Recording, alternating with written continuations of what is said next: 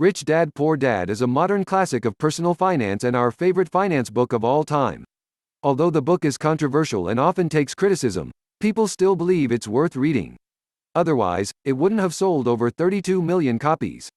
Robert Kiyosaki tells the story of his two dads in his childhood. His own father and the father of his best friend. While he speaks affectionately of both, they were very different when it came to dealing with finances. Rich Dad Poor Dad Summary. The summary on Blinkist starts with the idea that many of us are too afraid of being branded as a weirdo, in order to exit the rat race. We let the two main emotions everyone has around money dominate our decisions: fear and greed. That's why we still stick to the outdated mantra: go to school, go to college, get a job, play it safe. When in reality, no job is safe anymore. For example, when you get a raise at your job, a wise choice would be to invest the extra money. Put it into something that builds wealth like stocks or bonds, which has risk, but a lot of potential. Maybe you find a good fund with a 60% chance to double your money within a year, but a 40% chance of losing it all. However, most likely your fear of losing the money altogether will keep you from doing so.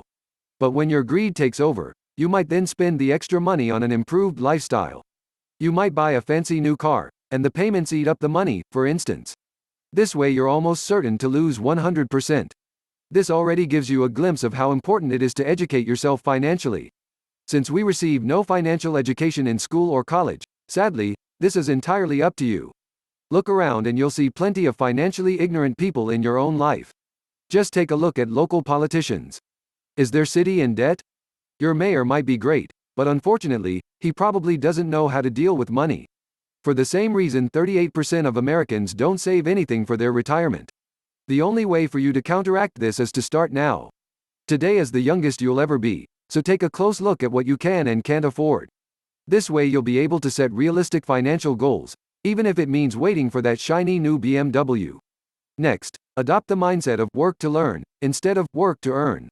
Take a job in a field you have no clue about, such as sales, customer service or communications, to develop new skills. You never know what they might be good for.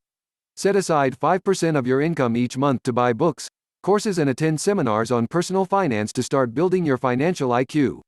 The first step toward building wealth lies in the mindset of managing risks instead of avoiding them. Also, learn about investments to understand that it's better to not play it safe because you'll miss big potential rewards. Don't start big. Just set aside a small amount, like $1,000 or even $100, and invest it in stocks, bonds, or even tax lien certificates. Treat the money as if it's gone forever and you'll worry less about losing it.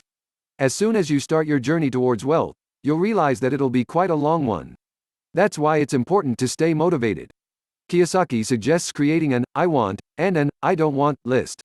Include items like, I want to retire at age 50, or I don't want to end up like my broke uncle. Another idea is to pay yourself first each month. Take the portion of your salary you want to spend on stocks or your financial education, invest it, and pay your bills afterward. It'll create pressure to be creative in making money and show you what you can afford. Use your money to acquire assets instead of liabilities. Assets are stocks, bonds, real estate that you rent out, royalties, for example from music, and anything that generates money and increases in value over time. Liabilities can be cars with monthly payments, a house with a mortgage, and of course debt. Anything that takes money out of your pocket each month is a liability. There's no rush. Just stay at your full-time job and mind your own business. In this case, your job is what pays the bills and your business is what makes you wealthy. Build your business on the side and use it to invest in assets until your assets eventually become the main source of your income. You can even file a corporation to be taxed only after you've earned and invested, instead of being taxed before investing as an employee and trying to live off what's left. The most important thing is that you start today. You are your own biggest asset, so the first thing you should put some money into is yourself. Rich Dad Poor Dad Review. I read the book a year ago and I loved it. I felt a little heartbroken when I found out that most of the story is made up and that there's so much criticism around Robert and the book. However, that doesn't make it less of a good story or advice. Unfortunately, the story of his two dads is what makes the book great, and it's completely missing in this summary on Blinkist. While the financial advice is sound in the summary, it's not nearly as powerful as it is when you get it wrapped in the book's story.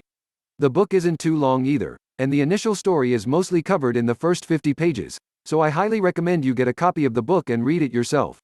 It costs less than $10, which I think makes it a great investment. And isn't that what you came here for? Who would I recommend the Rich Dad Poor Dad summary to?